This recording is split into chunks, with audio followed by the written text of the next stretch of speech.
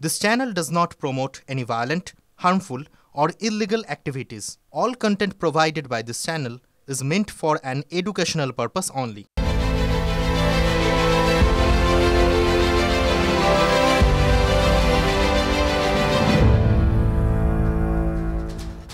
নমস্কার, আমি রাজা, আমি ঠোঁটকাটা। সোজা কথা বলতে আমার গলা কাঁপে না, তাতে অনেকে চটে যেতে পারেন, কিন্তু বলতে আমাকে হবেই। আজ শুরুতেই বলবো রদবদলের কথা। হ্যাঁ, রদবদল, রদবদল, রদবদল।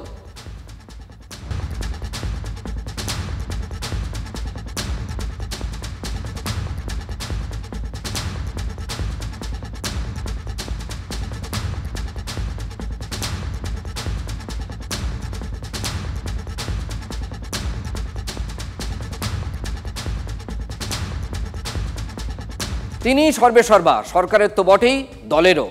তৃণমূলের সাংগঠনিক রদবদলের কথা বড় মুখ করে ঘোষণা করেছিলেন দলের নাম্বার 2 অভিষেক বন্দ্যোপাধ্যায়। সেই রদবদল এখন 7 বাঁও জলের তলায়।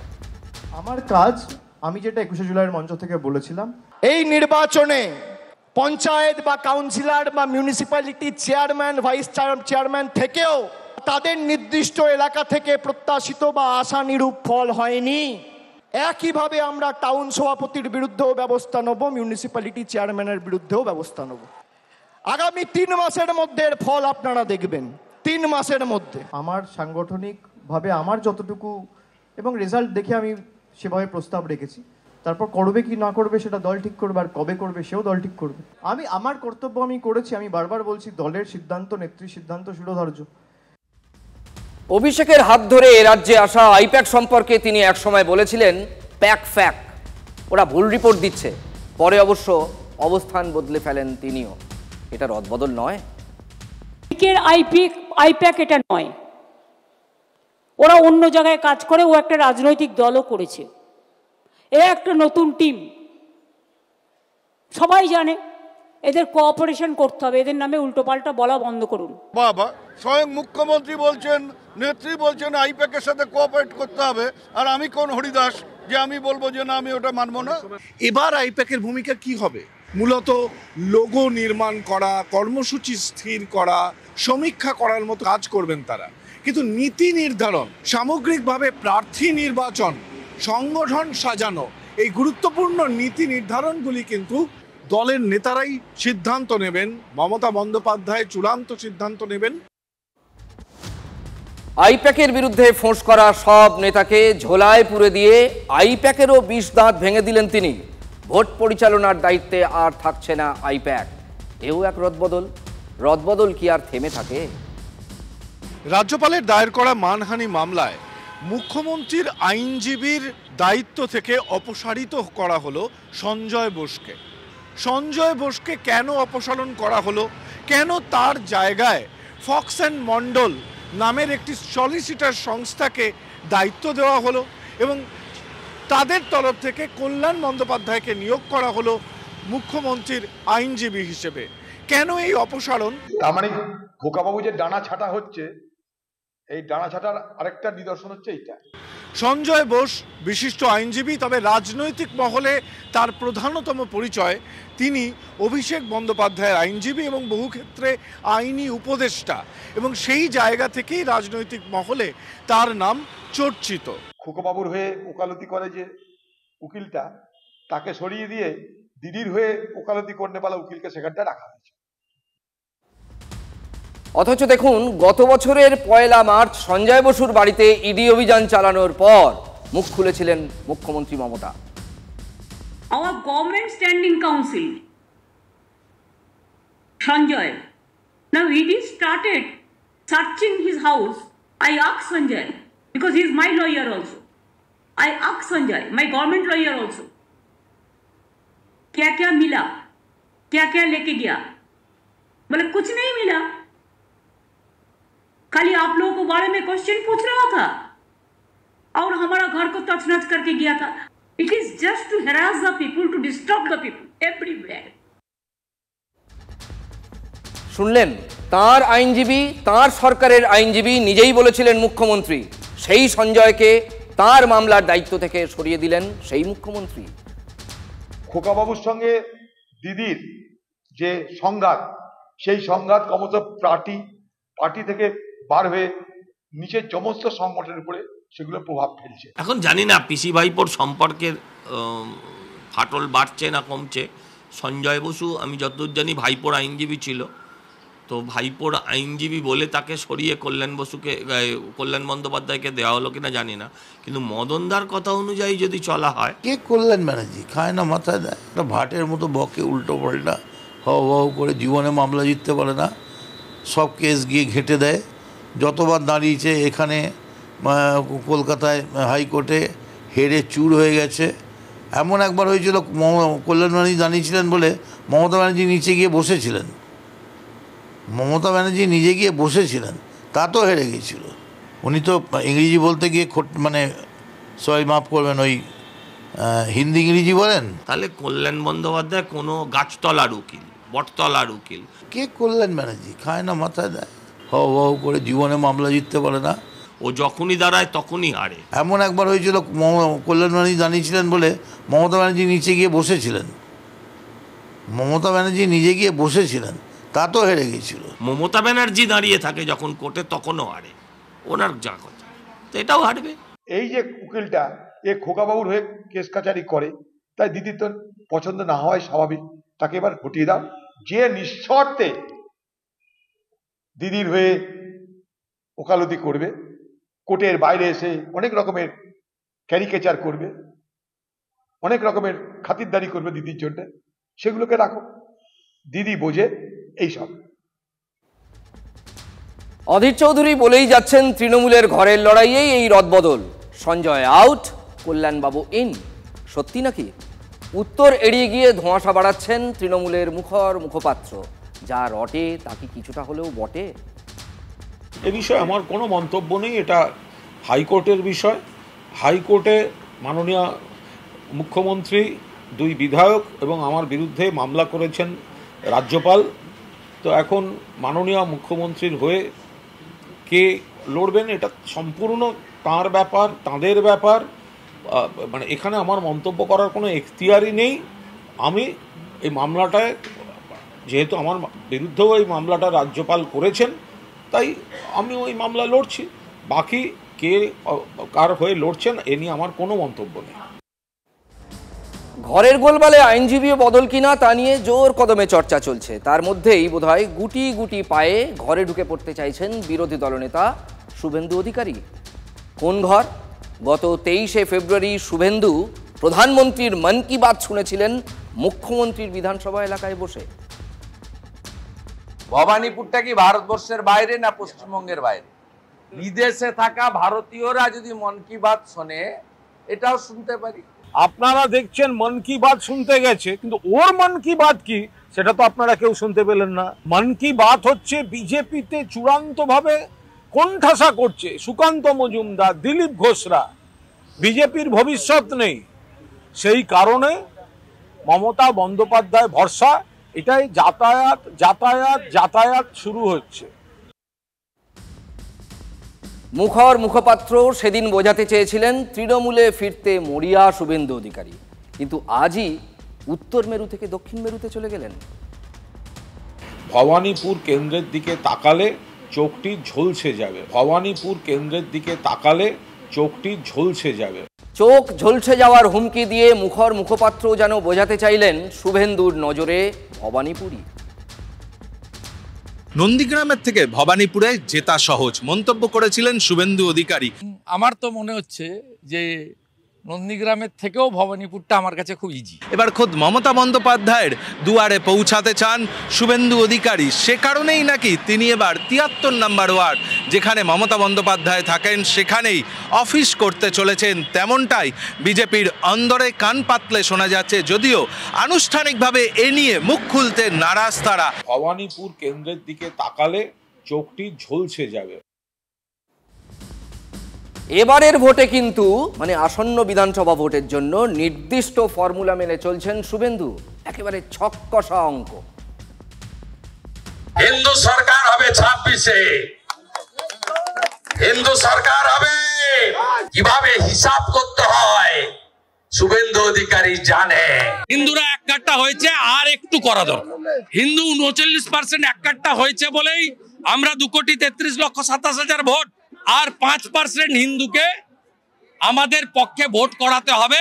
কিভাবে হিসাব করতে হয় শুভেন্দু অধিকারী জানে। ওই মিথ্যাবাদী মমতা ব্যানার্জিকে উত্তর নন্দীগ্রাম দিয়ে দিয়েছে, 1956 ভোটে হেরেছে। তিনি আমার কাছে হেরেছেন 1956 ভোট।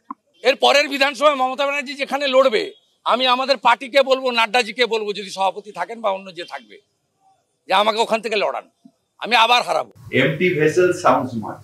65,000 মুসলমান ভোট, সব মুসলমান ভোটও পাওয়ার পরেও আমাকে হিন্দুরা জিতিয়েছে। আপনাদের কথা দিচ্ছি, বা আমাদের বিরোধী দলনেতাও কথা দিয়েছেন, ঠিক যেভাবে নন্দীগ্রামে উনি হারিয়েছিলেন, যদি মমতা ব্যানার্জি ভবানীপুরে দাঁড়ান, তাহলে ভবানীপুরেও আবার ওনাকে হারানো হবে। আমার তো মনে হচ্ছে যে নন্দীগ্রামের থেকেও ভবানীপুরটা আমার কাছে খুব ইজি। শুভেন্দু অধিকারী এ পরিকল্পনাও করেছেন যে ছোট ছোট টিম করে বিজেপির কর্মীরা বিভিন্ন স্তরের খোঁজ খবর তারা নেবেন, যাতে ভবানীপুরে লড়াইয়ের ক্ষেত্রে সুবিধা হয়, কিভাবে এগোনো যায় সেই সমস্ত তথ্য সংগ্রহ করা হবে গোপনভাবে। তেমনটাই বিজেপি সূত্রে খবর। ইতিমধ্যেই তা নিয়ে একাধিক বৈঠকও সেরে ফেলেছেন বিরোধী দলনেতা। ভবানীপুর কেন্দ্রের দিকে তাকালে চোখটি ঝলসে যাবে। এখন থেকেই ভবানীপুর নিয়ে রাজ্য রাজনীতি যে ক্রমশই উত্তাপে ফুটে উঠছে তা স্পষ্ট হচ্ছে। কিসের সিম্বল ভবানীপুর? আর হঠাৎ করে ভবানীপুরই কেন? কিসের জন্য? তাহলে কি শুভেন্দু অধিকারী, মমতা ব্যানার্জি একসঙ্গে তো দীর্ঘদিন কাজ করেছেন, তাহলে কি তৃণমূল এইভাবেই চলে আর বিজেপি এইভাবেই চলে? যেহেতু একসাথে কাজ করেছেন, তাই কি হাঁড়ির খবর জানেন নাকি? এখন দিদির এক সময়ের লেফটেন্যান্ট কর্নেল ছিল, সে এখন বিদ্রোহ করেছে, বিজেপিতে গেছে, সে তার মতন লড়বে, আমাদের কিছু বলার নেই। হিন্দু সরকার হবে 26-এ, হিন্দু সরকার হবে। কিভাবে হিসাব করতে হয় শুভেন্দু অধিকারী জানে। হিন্দুরা এক কাট্টা হয়েছে, আর একটু করা দরকার। হিন্দু 39% এক কাট্টা হয়েছে বলেই আমরা 2,33,27,000 ভোট, আর 5% হিন্দুকে আমাদের পক্ষে ভোট করাতে হবে। কিভাবে হিসাব করতে হয় শুভেন্দু অধিকারী জানে। আচ্ছা, আপনি কি বলতে পারবেন শুভেন্দু বাবুর এই অঙ্কে ভবানীপুর সত্যি তাদের কাছে কতটা সহজ সিট? প্রায় 80% ভোটারই এখানে হিন্দু, তাদের মধ্যে অবাঙালি আবার 34%। 80% হিন্দু, ভবানীপুরের কথা বলছি, মুখ্যমন্ত্রীর বিধানসভা কেন্দ্র, তার মধ্যে 34% অবাঙালি। লোকসভা ভোটে ভবানীপুর বিধানসভা এলাকার 8টি ওয়ার্ডের মধ্যে 5টিতেই এগিয়েছিল বিজেপি। মুখ্যমন্ত্রী যে ওয়ার্ডে থাকেন সেই 73 নম্বর ওয়ার্ডে সামান্য ভোটে জিতেছিল শাসক দল তৃণমূল। 2019 লোকসভা ভোটে 73 নম্বর ওয়ার্ডে পিছিয়ে ছিল তৃণমূল, সেই ওয়ার্ডেই ঘাঁটি গাড়তে চাইছেন শুভেন্দু। মমতা ব্যানার্জি বা ভবানীপুরের সঙ্গে নাম জড়ালে খানিকটা ফোকটে প্রচার পাওয়া যায়, ফোকটে প্রচার পাওয়া যায়। এবার কারুর পয়সা বেশি হয়েছে, সে ওখানে একটা ঘর ভাড়া নেবে, পয়সা বেশি হয়েছে সে ওখানে একটা গ্যারেজ ভাড়া নেবে, তো সে তাদের ব্যাপার কে কি ভাড়া নেবে। এইটুকু বলছি, এসব সস্তা নাটক করে কিছু হবে না। ভবানীপুর কেন্দ্রের দিকে তাকালে চোখটি ঝলসে যাবে। আমার তো মনে হচ্ছে যে নন্দীগ্রামের থেকেও ভবানীপুরটা আমার কাছে খুব ইজি। আমার তো মনে হচ্ছে যে নন্দীগ্রামের থেকেও ভবানীপুরটা আমার কাছে খুব ইজি। আমার তো মনে হচ্ছে যে নন্দীগ্রামের থেকেও ভবানীপুরটা আমার কাছে খুব ইজি। রাজার সবারে দেন মান, সে মান আপনি ফিরে পান, না হলে রাজার সনে মিলবে কি সত্ত্বে? আমাদের গণতন্ত্রে এটাই তো হওয়া উচিত। গণতন্ত্রে শাসকের পক্ষে স্বর থাকে, আবার বিরোধিতাও থাকে, সেখানে বিরুদ্ধ স্বরও শাসককে শুনতে হয় বই কি, না হলে গণতন্ত্রের ভিতটাই তো দুর্বল হয়ে যাবে, নড়বড়ে হয়ে যাবে। আর সেখানেই কিনা ওরা থাকে ওধারে, এমনটা হওয়া উচিত কি? যাদবপুর কাণ্ডে আহত ইন্দ্রানুজ রায় এখনও হাসপাতালে ভর্তি, তার চিকিৎসা চলছে, একটা চোখে ভালো দেখতে পাচ্ছেন না, অথচ আহত ইন্দ্রানুজের চোট নিয়েও তো প্রশ্ন তুলছেন শাসক মুখপাত্ররা। এই আবহেই গণতন্ত্রের সহজ পাঠ মনে করালেন আহত ইন্দ্রানুজের বাবা। রাজতন্ত্রে আছে যে বেদ ব্রাহ্মণ রাজা ছাড়া আর কিছু নাই ভাবে পূজা করিবার, বা একনায়কতন্ত্র এটাই। আর গণতন্ত্রে আমরা সবাই রাজা, রাজা সবারে দেন মান, সে মান আপনি ফেরেন। রাজা হচ্ছে কি সবাইকে মান দেয়, রাজতন্ত্রে প্রজারা রাজাকে সম্মান দেবে, কিন্তু গণতন্ত্রে রাজা প্রজাদের সম্মান দেবে। সেই জন্য আমরা যারা নিজেদেরকে বড় ভাবছি, হ্যাঁ, তারা যেন ভাবি যে আমাদের দায়িত্ব হচ্ছে গিয়ে ছোটদের সম্মান করা। এতে কোনোদিন ইগো নয়, এই জায়গাটা কোনো কারো জয় হয় না। ইগো ছাড়ুন, কাকে বললেন ইন্দ্রানুজের বাবা? দেখুন, যাদবপুরের ভারপ্রাপ্ত উপাচার্যকে ডেডলাইন বেঁধে দিয়েছিলেন আন্দোলনরত বিক্ষোভরত পড়ুয়ারা। দাবি ছিল বুধবার বিকেল 4টের মধ্যে উপাচার্যকে ক্যাম্পাসে এসে ছাত্রদের সঙ্গে কথা বলতে হবে, কিন্তু শারীরিক অবস্থার অবনতি হওয়ায় তার আগেই হাসপাতালে ভর্তি করা হয় উপাচার্য ভাস্কর গুপ্তকে। তাহলে জট কাটবে কোন পথে? সেই অচলাবস্থা কাটাতে গণতন্ত্রের পাঠ দিলেন ইন্দ্রানুজের বাবা। শুধু পাঠই দিলেন না, ক্যাম্পাসে শিক্ষার পরিবেশ ফেরাতে মিছিলেও হাঁটলেন। মিছিলের আরেক দাবিতে ছিল প্রথম বর্ষের ছাত্রের উপর গাড়ি চালানোর ঘটনার বিচার চাই। ছেলে হাসপাতালে ভর্তি আর ক্যাম্পাসে শিক্ষার পরিবেশ ফেরাতে মিছিলে হাঁটলেন ইন্দ্রানুজের বাবা। হ্যাঁ, এক্সরে রিপোর্টে ফ্র্যাকচার আছে। এক্সরে রিপোর্টে সেই ফ্র্যাকচারগুলো অনুযায়ী ট্রিটমেন্টটা শুরু হয়ে গেছে অলরেডি। ব্যান্ডেজ করা, যেটাকে ইমোবিলাইজ করে রাখা, পায়ে আছে, হাতে আছে, সেগুলোকে ডাক্তাররা তার সেই মতো করে ট্রিটমেন্টও শুরু করেছেন। হ্যাঁ, যাতে সেটাকে নড়াচড়া যাতে না করতে পারে, সেইটাকে করলে তবেই ওইটার আবার রিকভারিটা হবে। এখনো 48 ঘন্টা চিকিৎসকদের পর্যবেক্ষণেই থাকতে হবে ইন্দ্রানুজকে। তবে আঘাত নিয়ে প্রশ্নটা তো আগেই তুলে দিয়েছেন শাসক দলের মুখপাত্র। নাকি চাপিয়েছে রে ভাই, একটা ফ্র্যাকচার পর্যন্ত হয়নি, পায়ের ওপর নাকি পিষে দিয়ে গেল, এক্সরে রিপোর্ট বলছে ফ্র্যাকচার নেই। তো কি হলো? কারণ এইটাকে নিয়ে তো ফ্র্যাকচার আছে, এটা নিয়ে এত রাজনীতি করবার কে আছে? যখন একটা গাড়িতে এরকম একটা ঘটনা ঘটেছে, আরও বড় দুর্ঘটনা ঘটেনি, আমরা এটা ভাবছি যে আরও বড় দুর্ঘটনা ঘটেনি, এইটা আমাদের বিরাট পাওনা। একটা মিথ্যাত্ব লিমিট থাকবে। ফ্রেমগুলো এমনভাবে ছবি এখন এসে গেছে সামনে, এই প্রশ্ন উঠছে যে ওটা আদৌ ওইরকম গাড়ির সামনে শোয়া কোনো দৃশ্য হয়েছিল না হয়নি, এই প্রশ্নও তো উঠে গেছে। আর যারা বলছেন তারা কি চাইছেন যে গাড়ি চাপা পড়ে মারা গেলে পরে খুব ভালো হতো, তাদের এটা প্রমাণ করা যেত যে হ্যাঁ গাড়ি চাপা পড়ে মারা গেছে? এই ধরনের বিতর্কগুলো কেন করবেন? কেন এমন বিতর্ক কে দেখতে চায় বলুন তো? কিন্তু এখানেই শেষ নয়, ইতিমধ্যে থানায় অভিযোগ দায়ের হয়েছে। ইন্দ্রানুজের মাথায় ঝুলছে তিনটি জামিন অযোগ্য ধারায় মামলা। ওদিকে হাইকোর্টে জনস্বার্থ মামলা দায়ের হয়েছে, সেখানে শুনানিতেও উঠল ইন্দ্রানুজের প্রসঙ্গ।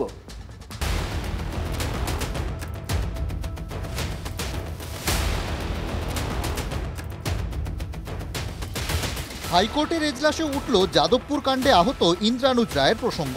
বিচারপতি তীর্থঙ্কর ঘোষ প্রশ্ন তোলেন, আহত ছাত্র বয়ান দেওয়ার পরও রাজ্য কেন এফআইআর দায়ের করল না?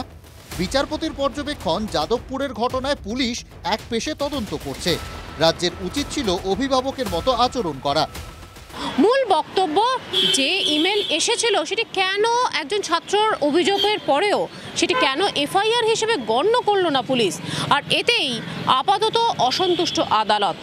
ইন্দ্রানুজের যে অভিযোগ ছিল তা 24 ঘন্টার মধ্যেই এফআইআর হিসেবে গ্রহণ করতে নির্দেশ আদালতের। আচ্ছা, এটা এক হাত দিয়েছেন, তৃণমূলের সরকারকে দু হাতে চড় মারছে হাইকোর্ট। যারা সেখানে হামলা করতে এসেছে দোষটা তো তাদের, তারা গন্ডগোল করে, তারাই ভিকটিম কার্ড খেলছে, তারাই নাটক করছে, তারাই কোর্টে গিয়ে কাঁদছে, এ কি করে হতে পারে?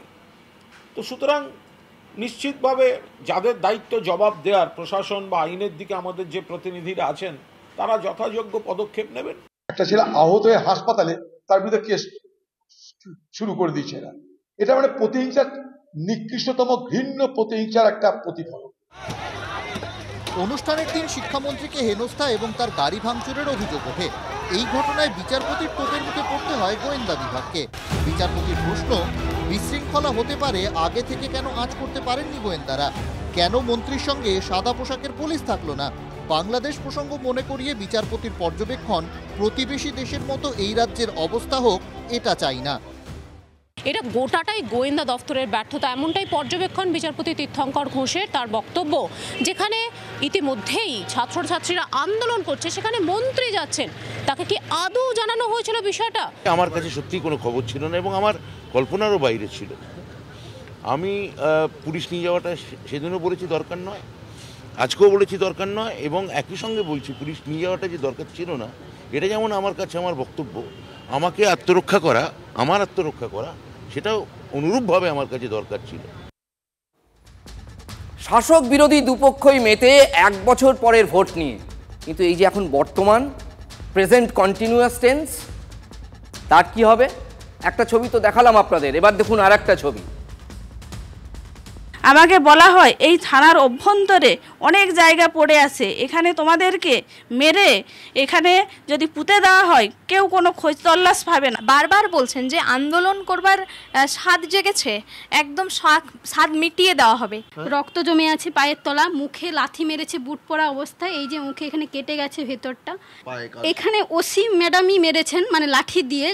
তারপর মানে আমাকে নিচে বসতে বলার পর উনি চেয়ারে বসে আমার মুখে লাথি মেরেছেন। তারপর আমাকে জোর করে জল খাওয়াচ্ছে, মানে ওই রক্তটা যাতে মেঝেতে না পড়ে। তারপরে যেভাবে দুজন দুদিকে চেয়ারে করে বসে বা দাঁড়িয়ে পায়ের উপরে যেভাবে দাঁড়িয়ে দেওয়া হচ্ছে, মোমের ছ্যাঁকা দেওয়া হচ্ছে, মোমের ছ্যাঁকা যাতে বাইরে না প্রকাশ হয় তার জন্য পা দিয়ে বুট দিয়ে পা দিয়ে ঘষে দেওয়া হচ্ছে। অভিযোগ করেছে যে পুলিশের তরফ থেকে তাদের অত্যাচার করা হয়েছে। আমি বলবো যে এরকম ঘটনার কোনো অবকাশই নেই, এর কারণ সেখানে সাফিসিয়েন্ট সিনিয়র অফিসার ওখানে উপস্থিত ছিল। আমাদের মহিলা পুলিশের মহিলা থানাতেই সেই মহিলা যারা স্টুডেন্টস পড়ুয়া ছিল তাদেরকে রাখা হয়েছিল। একটা সার্টেন পলিটিক্যাল পার্টি, একটি রাজনৈতিক দল, বামপন্থী একটি দল, সেটি এটাকে চেষ্টা করছে, তাদের জেলার যারা লিডারশিপ আছে তারা এটাকে একটা ইস্যু করার চেষ্টা করছে। আমার কাছে একটি ভাইরাল অডিও আমি পেয়েছি যেখানে সেই পার্টিকুলার রাজনৈতিক দলের জেলার যে জেনারেল সেক্রেটারি আছে তিনি বলছেন এই একটা ভালো ইস্যু পেয়েছি, পুলিশকে চেপে ধর, আইসির নামে অভিযোগ কর, হাইকোর্টে নিয়ে যা, পুলিশকে হ্যারাস কর। আচ্ছা, অডিও যদি পেয়েই থাকেন তাহলে রাজনৈতিক নেতার ঢঙে বক্তৃতা না করে সেই নেতাকে ধরছেন না কেন? উনি এসপি নাকি রাজনৈতিক নেতা? নাট্যকার শিক্ষামন্ত্রী অবশ্য ওই ছাত্রীদের নিয়ে ভাবতেই রাজি নন। পুলিশ সেদিন প্রথম কথা ছিলই না, উচ্চ মাধ্যমিক পরীক্ষার দিন তারা বন্ধ রেখেছিল। তো ওরা কি বলছে ওদের আমি কথা নিয়ে ওরা চিন্তিত বা ভাবিত বা কথা বলতেও চাই না।